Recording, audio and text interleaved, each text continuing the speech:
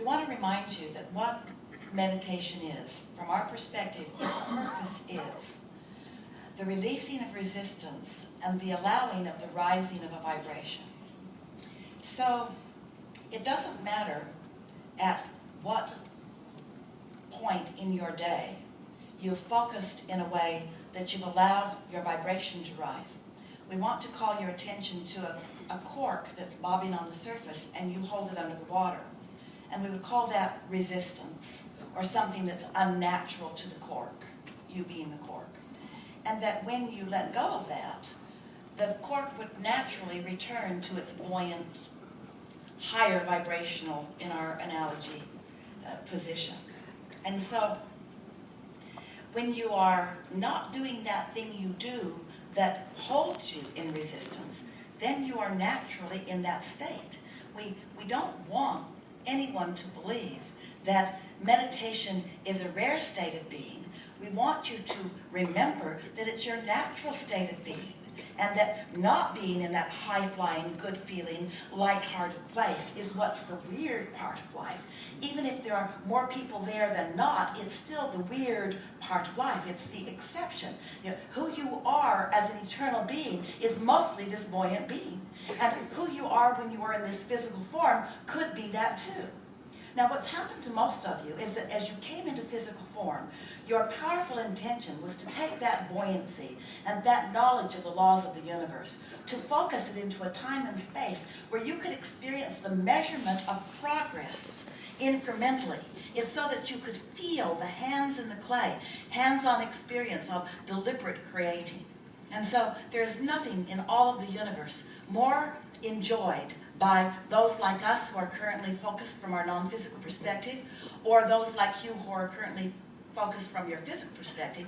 There is nothing more delicious in all of the universe than to be in a place where you can consciously witness the workings of the universe as the universe does your bidding for you, as you get to stand in a place of deciding what would be better, and each gets to decide that, and then gets to focus that knowing of what would be better into the place where it actually feels better and manifests.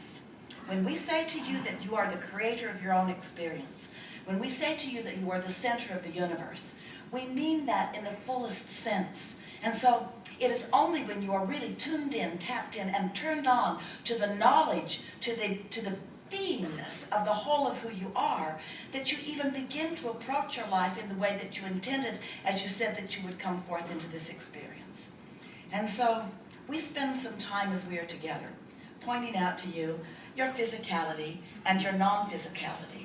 And now we are really emphasizing in ways that some of you are beginning to hear, that the non-physical part of you is so present with you all day, every day. We love hearing from you that you have so much focus in things that make you feel lighthearted and buoyant, that you don't require going to some place where you stop thought. What you just said to us is, my thoughts are so much already influenced by my inner resources, and my awareness of my guidance system and my desire to feel good is already so powerfully in place that I stand in a position of being physically focused in a physical body, mostly under the influence of source energy, which is what all of you intended to do at all times.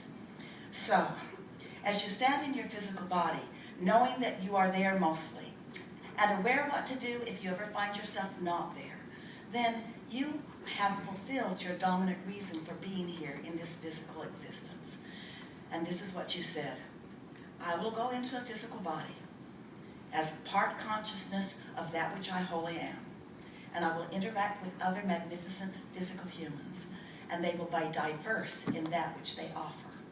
And I will not find judgment from myself and a desire to push against them. Instead, I will see from my exposure to them more clearly who I am, and more importantly, what I can be. For without the differences that we all provide for one another, no new insights would ever come to me, and no new experience could be had by me or anyone else.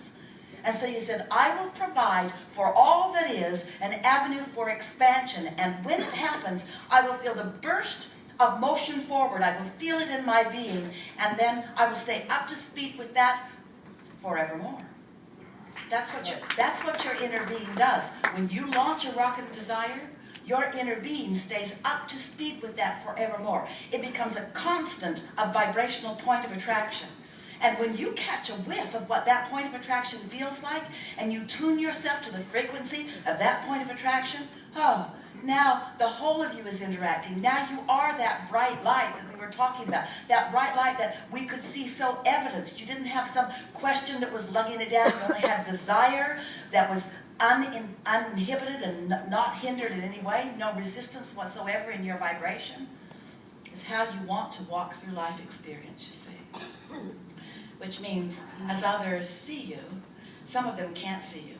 Some of them are blinded by your bright light. Some of them can't see it at all. And none of it is any of your business anyway. So, we've enjoyed this interaction.